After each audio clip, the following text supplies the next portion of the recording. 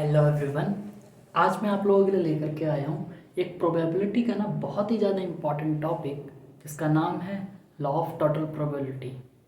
कई बुक्स में इसको थ्योरम ऑफ टोटल प्रोबेबिलिटी भी लिखा रहता है। कुल मिला के बात यह है कि कोई भी एक इवेंट उसके होने के मल्टीपल तरीके होंगे। अब वो हर तरीके से कुल मिला करके कितनी प्रोबेबिलिटी बनाएगा अपने अकर होने की, उसी को बोला जाता है टोटल प्रोबेबिलिटी। अभी बातें शायद थोड़ी समझ में नहीं भी आएंगी, लेकिन जैसे जैसे लेक्चर आगे बढ़ेगा आपको चीज़ें बिल्कुल अच्छे से समझ में आएगी। इसी के साथ साथ इसी में एक टॉपिक और भी ज़्यादा लिंक रहता है जिसका नाम है बेस थ्योरम। तो पहले हम टोटल प्रोबेबिलिटी को पढ़ लेते हैं, फिर हम देखते हैं बेस थ्योरम कैसे करेंगे सॉल्व। देखिए, तो आज का हमारा टॉपिक है टोटल प्रोबेबिलिटी।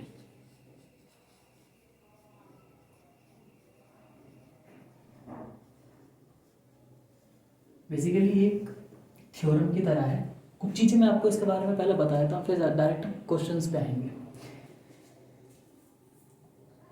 जैसे कि मान लिया कोई भी एक एक्सपेरिमेंट है, उसके सारे इवेंट्स अकर होंगे और वो सारे इवेंट्स आपस में, मैं ऐसा कह रहा हूँ कि वो म्यूचुअली एक्सक्लूसिव है।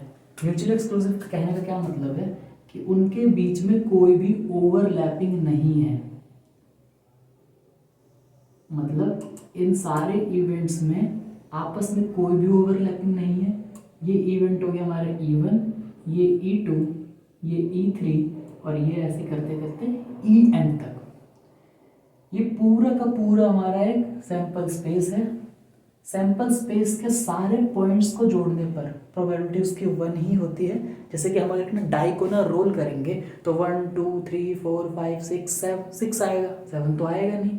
तो इसमें 1 की प्रोबेबिलिटी क्या है 1/6, 2 की प्रोबेबिलिटी क्या है 2/6, 3 की प्रोबेबिलिटी क्या है 2 की प्रोबेबिलिटी क्या है 1/6, 3 की प्रोबेबिलिटी क्या है 1/6, सबकी 1/6 है। तो 6 को साथ सबको साथ में जोड़ देंगे तो प्रोबेबिलिटी पूरी कितनी हो जाएगी 1 हो जाएगी। क्लियर है बात। ऐसे सबको जब हम किसी भी सैंपल पॉइंट को जोड़े, पूरे का पूरा सैंपल स्पेस के सारे सैंपल पॉइंट के अक्रॉस को जोड़ेंगे तो उसके चांस कितने होते हैं 1। ठीक है। अब देखो इस सारे के सारे इवेंट है किसी भी एक सैंपल स्पेस को लेकर के।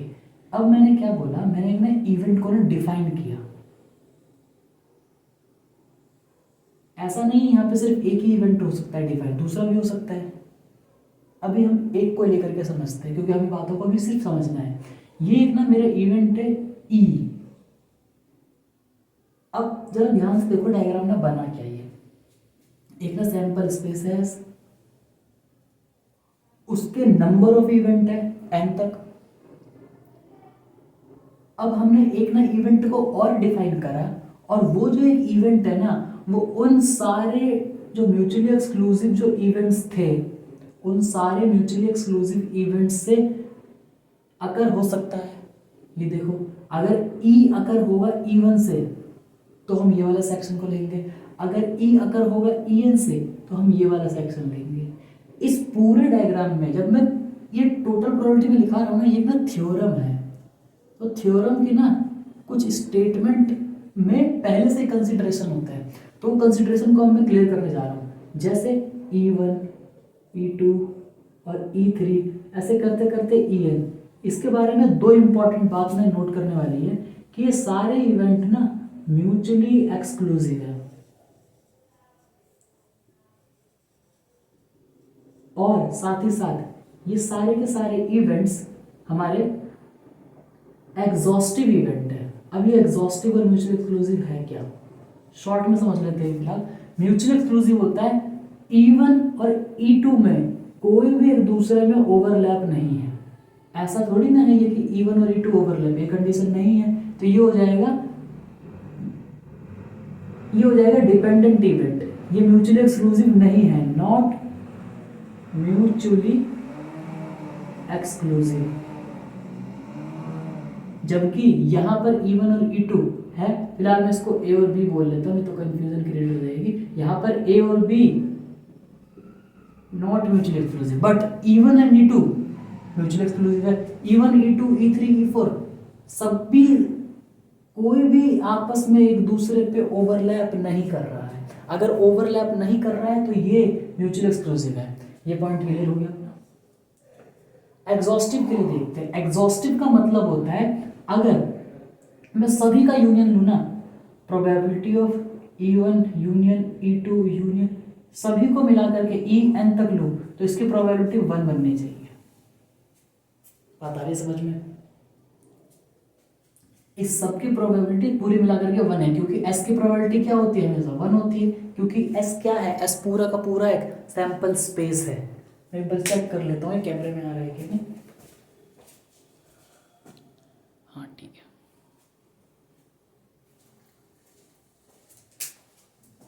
तो S क्या है? ये पूरा का पूरे 1 प्रोबेबिलिटी के साथ एक एक्सपेरिमेंट के सारे इवेंट को एग्जॉस्टिव बना रहा है, क्योंकि S की प्रोबेबिलिटी 1 है, वो हमेशा ही रहेगी। पूरे के पूरे सैंपल स्पेस की प्रोबेबिलिटी तो हमेशा 1 रहेगी। यहाँ पर देखने वाली बात यह है कि E1 E2 E3 ऐसे एडजस्ट है ना कि वो एक दूसरे में ना ही ओवरलैप है और ना ही वो S से छोटे हैं, S के पूरे बराबर है।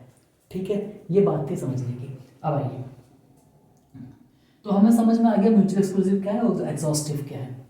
क्लियर है बात? और ये इंपॉर्टेंट बात थी समझने के लिए। अब देखिए टोटल प्रोबेबिलिटी ऑफ समझते हैं। तो पूरे का पूरे अगर E अगर हो सकता है, E के अगर अकर हो सकता है for occurrence of E, for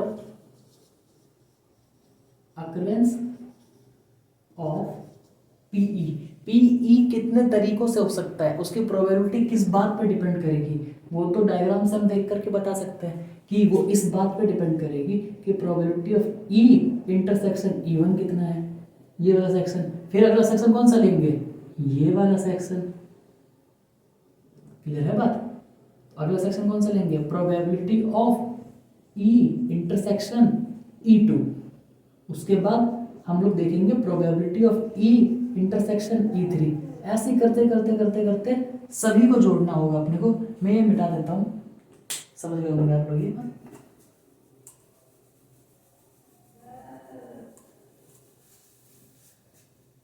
आइए, तो probability of E intersection En तक यही तो सम हो सकता है। ये वाला हिस्सा, ये वाला हिस्सा, अगला हिस्सा पूरा मिला करके।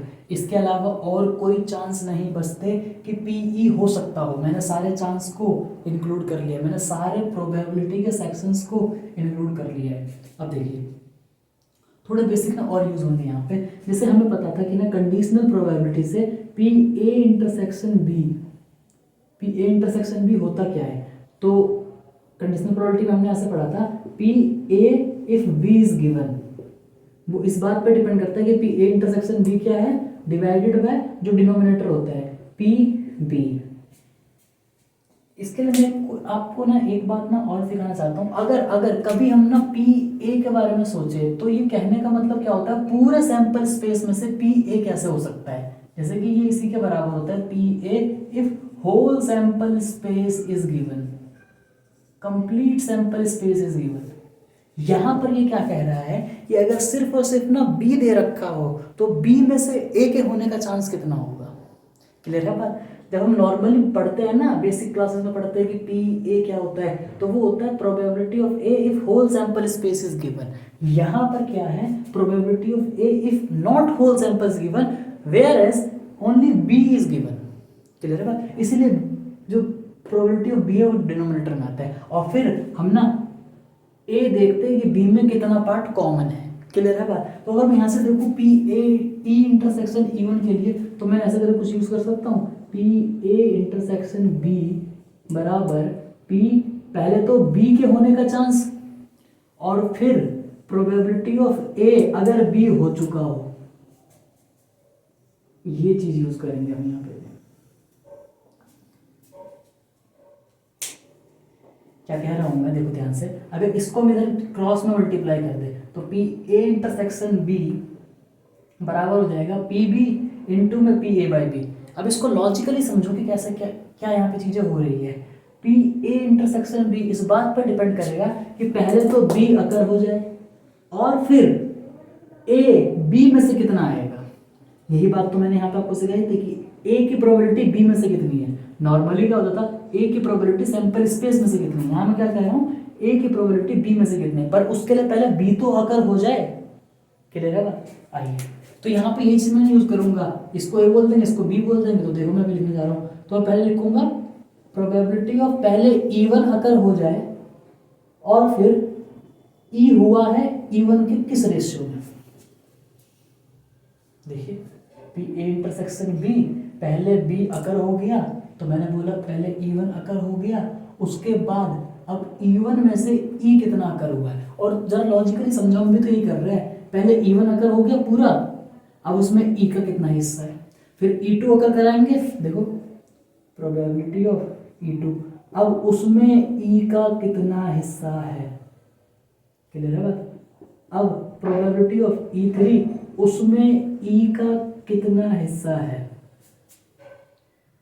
सेंस भी बना रहे हैं बात। पहले हम ये निकाल रहे हैं कि पहले इवन कितने प्रोबेबिलिटी के साथ हुआ, अब उस इवन में ई कितने प्रोबेबिलिटी के साथ हो सकता है। ऐसे करते करते हम सारी चीजों को जोड़ेंगे और हमें एक चीज लास्ट में मिलेगी इसके लिए कि ई एन कितने चांस के साथ हो रहा है और P E N E N में से कितना हो रहा है। क्लियर है बात। देखिए जनरलाइज हो गया ये, एन इवेंट्स अगर होंगे सवाल में, कभी 2 ही हो सकते हैं, 3 हो सकते हैं, 4 हो सकते हैं, तो ये हमारा आ गया टोटल प्रोबेबिलिटी ऑफ ई। यहाँ पे total probability of E, clear बात। नोट कर लीजिए जल्दी से।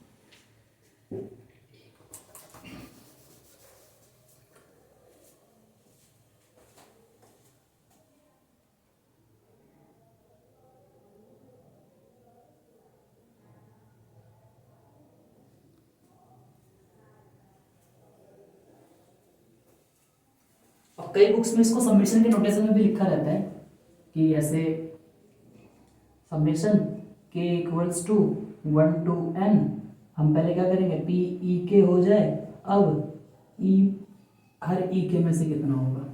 देखिए अगर मैं 1 वैल्यू रखूँगा तो पी ई वन आएगा, यहाँ भी ई वन आएगा, यहाँ ई आएगा। अगर मैं 2 रखूँगा तो ई टू आएगा, ई टू ई आएगा, फिर 3 रखूँगा तो ई थ्री आएगा, पी ई थ्री, और फिर अगला P E three by E आएगा। क्लियर है बात, सिंपल। इसको किसी किसी बुक में ऐसे लिखा रहता है, बाकी अभी सवाल हम करेंगे तो ज़्यादा सेंस आएगा हमें। क्लियर है बात। अब देखो सारा खेल ना इस फिगर को समझने का है। मैं क्या कह रहा है ये फिगर कि ना कोई भी एक एक्सपेरिमेंट है ना, एनी एक्सपेरिमेंट, कोई भी एक एक्सपेरिमेंट है, एनी एक्सपेरिमेंट, उसके एन इवेंट्स है। अब हमें सवाल में कोई एक ना नया इवेंट ना दे रखा होगा, वो होगा ई, और उस ई के होने के चांस ना हर इवेंट्स पे डिपेंड होंगे।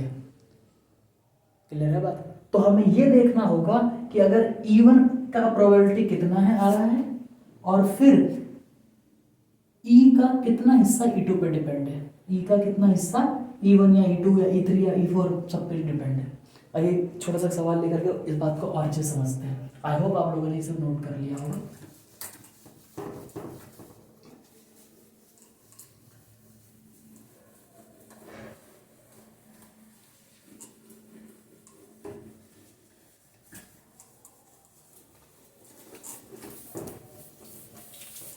देखिए मैं क्वेश्चन लिख रहा हूं, अ बैग कंटेन, देखिए मैं क्वेश्चन लिख देता हूं पहले।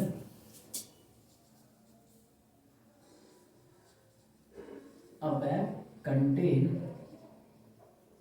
4 red and 3 black balls,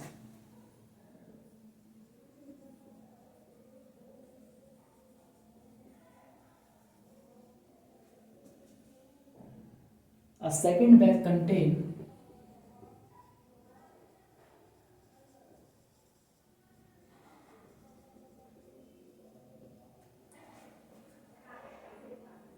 2 red and 4 black ball,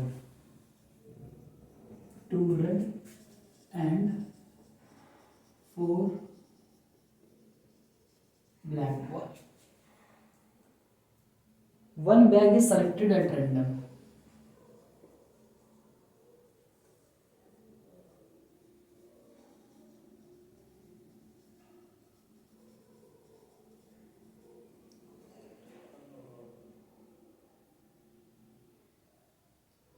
then one ball is drawn.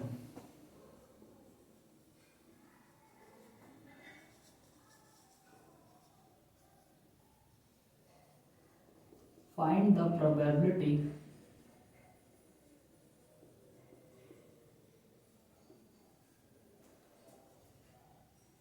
that ball drawn is red.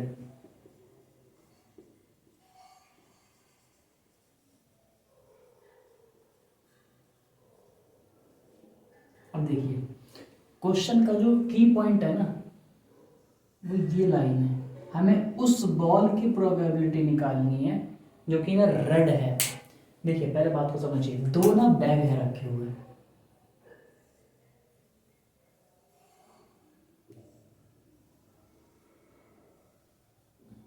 ठीक है, ये हो गया बैग 1 बोल देते हैं, ये हो गया बैग 2, ठीक है। अब सुनो बात कर ध्यान से, देखिए इस बैग के लिए ना ये सवाल थोड़ा आसान है, बट आसान सवाल लिया है शुरुआत में इसीलिए कि कॉन्सेप्ट को समझ जाना, ठीक है। इसी में एक एडिशनल इन्फॉर्मेशन ऐड करके मैं होमवर्क के लिए भी दूंगा सवाल को, उसको आपको पोस्ट करना होगा। देखिए इस वाले बैग में क्या बोला हुआ है, 4 ना रेड बॉल है और 3 ब्लैक बॉल है। इस वाले बैग में क्या बोला हुआ है, 2 रेड बॉल है और 4 ब्लैक बॉल है। अब देखिए एक बार आप लोग ना ट्राई कर लीजिए, लेकिन पहले मेरे को एक सवाल करने दीजिए तब ट्राई करिएगा, ओके। देखिए इस बात पे कुछ निर्भर नहीं कर रहा बैग चुनने की कि बॉल किस में कितने ज़्यादा है, किस में कितने रेड है, किस में कितने ब्लैक है। जैसे कि अगर मैं बोलूँ कि कोई भी एक ना बैग चुनो, तो ऐसा हो सकता है कि कोई ये चुन सकता है, कोई ये चुन सकता है, तो इस बात के तो 50-50% चांस हो गए ना बैग चुनने के, जो चांस हो गए, तो चूज बैग वो तो 1/2 प्रोबेबिलिटी इधर जाने की भी हो गई और 1/2 प्रोबेबिलिटी इधर जाने की भी हो गई। क्लियर है बात? मतलब बैग चुनने का प्रोबेबिलिटी तो 1/2 इधर हो सकता है, 1/2 इधर हो सकता है। अब देखिए हमें ना आंसर क्या निकालना है कि ना जो बॉल जो आया ना वो ना रेड बॉल आया। अब मेरे को ये पता कैसे चलेगा सवाल पढ़ के कि इसमें टोटल प्रोबेबिलिटी थ्योरम लगाएंगे तो ये सवाल हो जाएगा। एक और बात समझना इस बात को, प्रोबेबिलिटी के क्वेश्चन ना ऐसे नहीं होंगे कि सेम सवाल ना अलग अलग थ्योरम से हो जाए।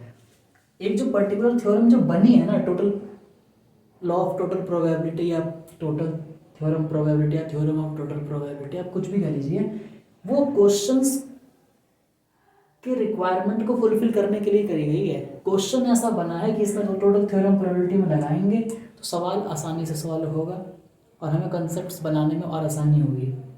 देखिए रेड बॉल चाहे तो B1 से भी आ सकता है तो B2 से भी आ सकता है, तो ये कुछ ऐसा ही चांस तो क्रिएट हो गया ना कि अगर एक सैंपल स्पेस था उसमें 2 बैग है B1 और B2। अब हमने एक इवेंट में डिफाइन कर दिया कि मान लो कि ना रेड बॉल आ रहा है, तो हम ऐसे भी कह सकते हैं रेड बॉल आ रहा है, क्योंकि वो रेड बॉल B1 से भी आ सकता है और B2 से भी आ सकता है कि नहीं आ सकता है। तो कुछ बातें ना लिखने वाली है यहाँ पे, हम ना इवेंट्स को ना डिफाइन करेंगे। इवेंट क्या है, बैग 1 चूजन, E2 क्या है, बैग 2 चूजन, और E जो है जिस इवेंट के बेस पे हमें आंसर निकालना है उसको मैं E बोलूँगा। पूरा का पूरा एक्सपेरिमेंट नंबर ऑफ इवेंट्स में अकर होगा उनको मैं E1 E2 E3 E4 EN तक जाऊँगा। क्लियर है बात? और वो E डिपेंड करेगा हर E1 E2 E3 E4 सारे इवेंट्स से होने के चांस होंगे, और इसीलिए तो हम उसकी टोटल प्रोबेबिलिटी निकाल पाएंगे कि वो इस हिस्से से कितना हो रहा है, इस हिस्से से कितना हो रहा है, सबको जोड़ देंगे। अब बातें समझ में आ रही है कि जो क्वेश्चन है ना उसी में छुपा हुआ है कि कैसे हमें पता चलेगा कि हम इसमें टोटल थ्योरम प्रोबेबिलिटी लगाएं। ये क्वेश्चन बेसिकली अभी इजी है बहुत, हम कॉम्पिटिटिव क्वेश्चंस भी करेंगे जिसमें आपको और अच्छे से समझ में आएगा कि हमें कैसे पता चलेगा, क्या वो कीवर्ड्स होंगे कि हमें पता चल जाए कि टोटल थ्योरम प्रोबेबिलिटी ही लगानी है। अभी आइए सिर्फ इसमें, तो जो क्वेश्चन इस पे बेस है उसको मैं बोलूँगा ई इवेंट। तो बॉल ड्रॉन इज रेड, फिर रेड बॉल आ गई। अब सुनना बात को ध्यान से, रेड बॉल यहाँ से भी आ सकती है और रेड बॉल यहाँ से भी आ सकती है, आ सकते कि नहीं। अब अगर रेड बॉल यहाँ से आएगी, एक बार मैं देख लो बेटा, कट तो नहीं है कुछ कैमरे में, नहीं कट रहा, सब कुछ सही। चलिए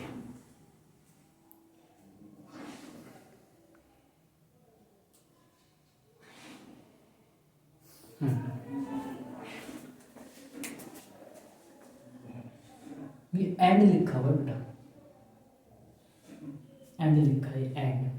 और देखिए यहां से रेड बॉल आने के चांस क्या है, 4/4 रेड आ सकते हैं और टोटल बॉल कितने हैं 7। यहाँ से रेड आने के चांस कितने हैं 2/6। क्लियर बात। तो अगर मैं बहुत ध्यान से देखूँ ना, तो जो मेरा जो इवेंट हुआ ना, वो हुआ क्या, बैग 1 चुनने का इवेंट, ये हो गया E1 और ये हो गया E2। जब आप शुरू में प्रैक्टिस करेंगे ना, तो मैं प्रेफर करूंगा कि अपना हर सवाल के ना डायग्राम्स को बनाएं, कि आपको कॉन्सेप्ट्स और अच्छे समझ में आएगा, चाहे सवाल कितना भी आसान क्यों ना हो। क्लियर है बात। और एक बार कोशिश करिए कि क्वेश्चन से रिलेट करना, जैसे थ्योरी से अपने क्वेश्चंस को रिलेट करना सीखिए। और ये शुरुआत का होगा बस खेल, 4-5 सवाल, उसके बाद तो आप अपने मन में सब कुछ कैलकुलेट कर लोगे। आपको इससे आसानी ये होगी कि आपको समझ में आएगा कि किस सवाल में मैं कौन सा थ्योरम किस तरीके से जाऊँ। अपनी थ्योरी को सपोर्ट भी तो करना होगा ना, ऐसा थोड़ी ना है कि हम सवाल किसी और तरीके से कर लेंगे और पढ़ाने कुछ और होगा, फिर क्या फायदा उस चीज़ को पढ़ के। क्लियर बात। तो ये हो गया PE1, ये हो गया PE2। और इसमें अगर मैं चीज़ को देखूँ ध्यान से, तो क्या मैं ये नहीं कह सकता हूँ कि E होने का चांस जब E1 हो ही चुका हो। देखो रेड बॉल आया और वो किसमें से आया, बैग 1 में से। रेड बॉल आया बैग 1 में से, मैंने वो इवेंट को क्या बोले, बैग 1। तो पहले बैग 1 सर, तो पहले बैग 1 आ गया होगा और अब रेड बॉल ई क्या है, रेड बॉल है ना। अब अगर मैं इसको देखो ध्यान से, मैं इसको ये नहीं बोल सकता हूँ कि E2 पहले आ गया और फिर E1 पहले आ गया, कि पहले बैग 2 लिया और उसमें रेड कितना आएगा। तो अब अगर मैं इक्वेशन लगाऊं कि E होने के टोटल चांस क्या होते हैं, तो पहले E1 होगा, फिर E होगा E1 में से, अब दूसरा पहले E2 होगा और फिर E होगा E2 में से। क्लियर है बात। अब देखो तो E1 होने का चांस कितना है हमारे पास, 1/2। और E होगा जब E1 पहले ही हो चुका होगा, वो क्या होगा 4/7 प्लस E2 होने का चांस 1/2। क्लियर है। और if E2 has already occur, red ball आ जाए अगर बैग 2 हमने पहले ही चुना हो, तो ये हो जाएगा 2/6। क्लियर है। ये हो जाएगा मेरे पास 2/7 प्लस में 1/6। इसका कैसे मिलेगा बेटा, क्रॉस मल्टीप्लाई कर लेते हैं, 19/42। प्रोबेबिलिटी है 1 से कम ही आंसर रहेगा आंसर। नोट कर लीजिए बेटा।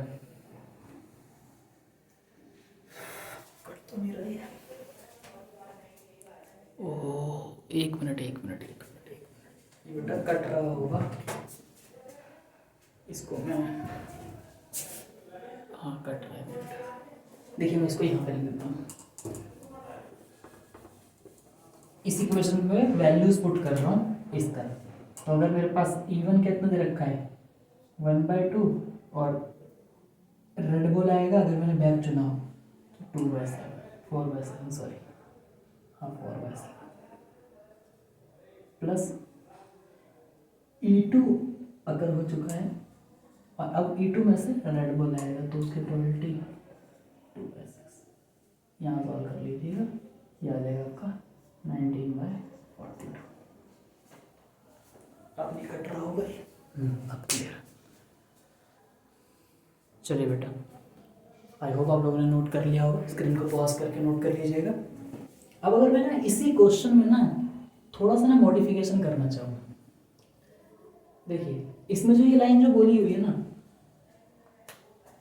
1 bag is selected at random, इसको मैं चेंज करना चाहता हूँ। देखिए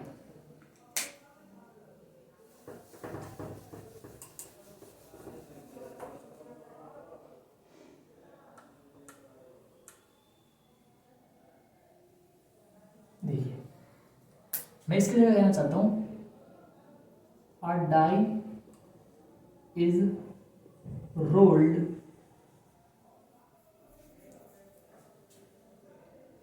if even number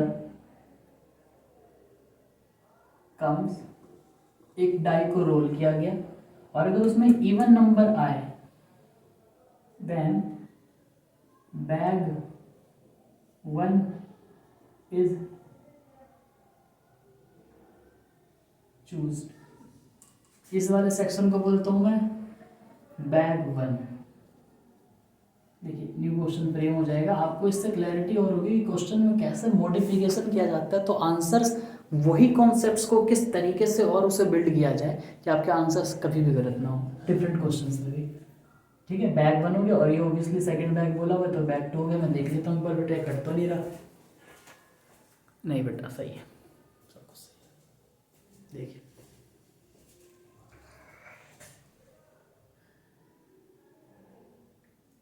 देखिए देन बैग 1 इज चूज।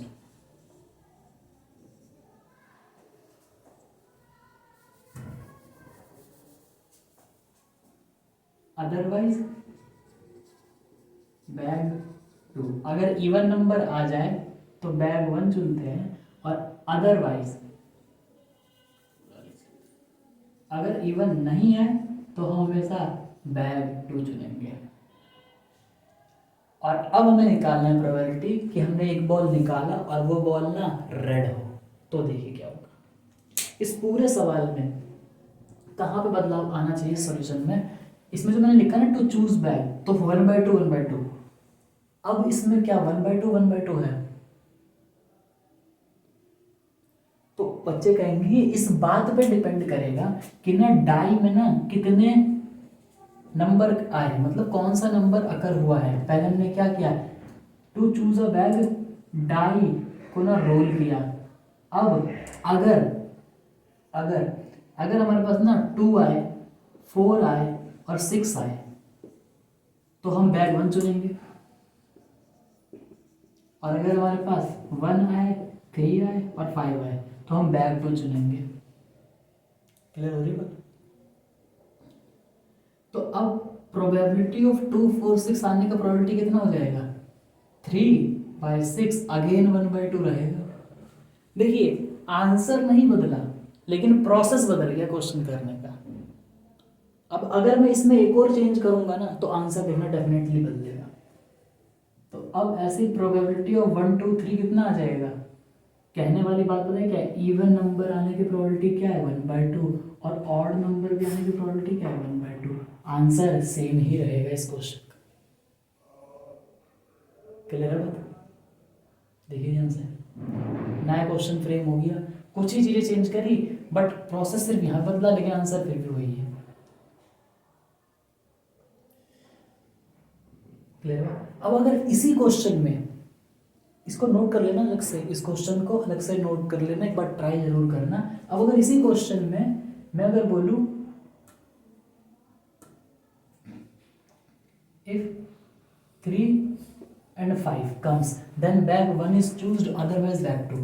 3 और 5 आए तो बैग 1 को चुनेंगे और नहीं तो बैग 2 को चुनेंगे। अब देखिए इसमें फिर यहीं पे चेंजेस आएंगे कि अगर प्रोबेबिलिटी हमारी इस बात की देखें कि 3 और 5 आएगा तो इस पर डिपेंड करेगा कि 2/6, ठीक है ना। और अदरवाइज का मतलब क्या होता है, अदरवाइज का कि अगर ये ना आए तो क्या क्या आ सकता है, तो हमारे पास 1 आएगा, 3 नहीं आना ना तो 1 तो आएगा, 2 भी आएगा, 3 नहीं आएगा, 4 आएगा, 5 नहीं आएगा, 6 आएगा। क्लियर है बात बेटा? क्लियर हुआ? देखिए मैं ये कह रहा हूँ कि अगर इसी क्वेश्चन में मैंने कहा die is rolled if 3, 5 comes, अगर 3 आए या 5 आए तो हमें बैग 1 चुनना है। और अगर कोई और नंबर आ जाए इन दोनों के अलावा, तो इन दोनों के अलावा तो यही नंबर बचते हैं ना डाई पे, कॉमन सेंस है बेटा। तो कितना हो जाएगा 4/6, ये क्या हो जाएगा 2/3 और ये क्या हो जाएगा 1/3। अब देखिए अब चेंजेस आएंगे क्वेश्चन में, अब सॉल्यूशन में चेंज आएगा। देखिए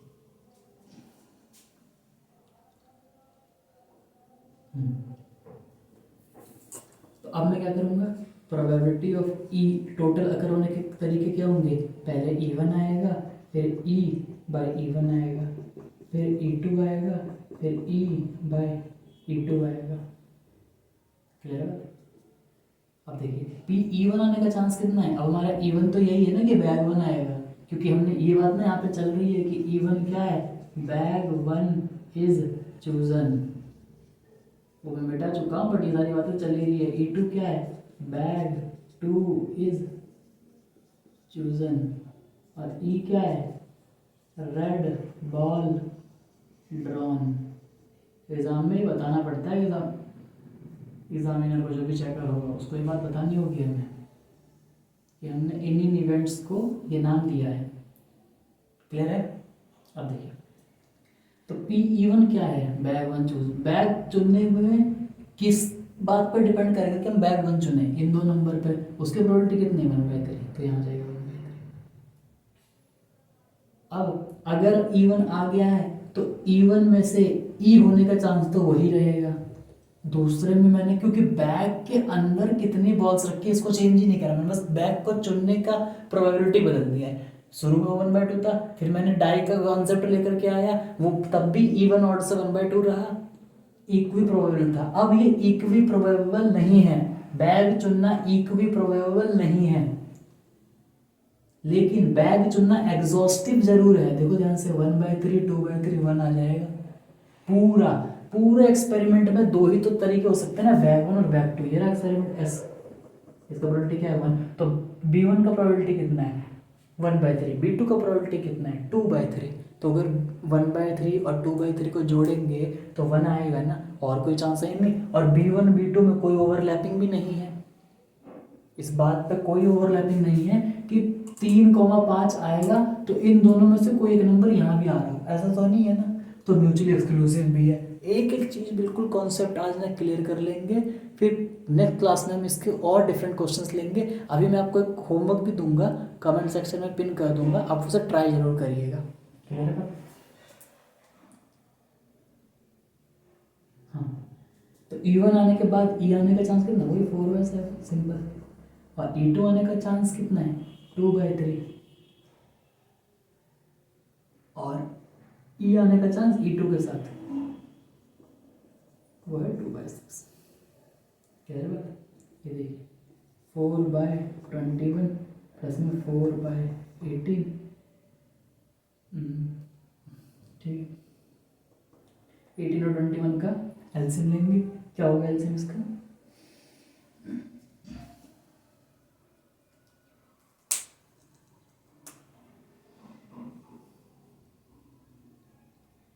देखिए क्रॉस मल्टीप्लाई कर लेते हैं, एलसीएम ऐसे ले सकते हैं हम प्राइम फैक्टर बना करके,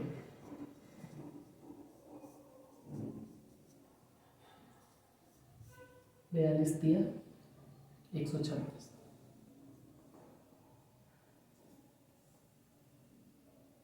ठीक है 126।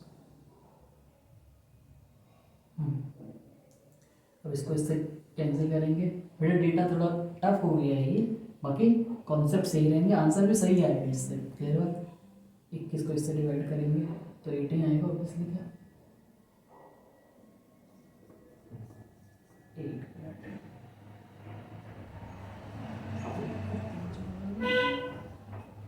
6 आएगा, 6 चौक 24, और 18 से करेंगे तो 18 7 126,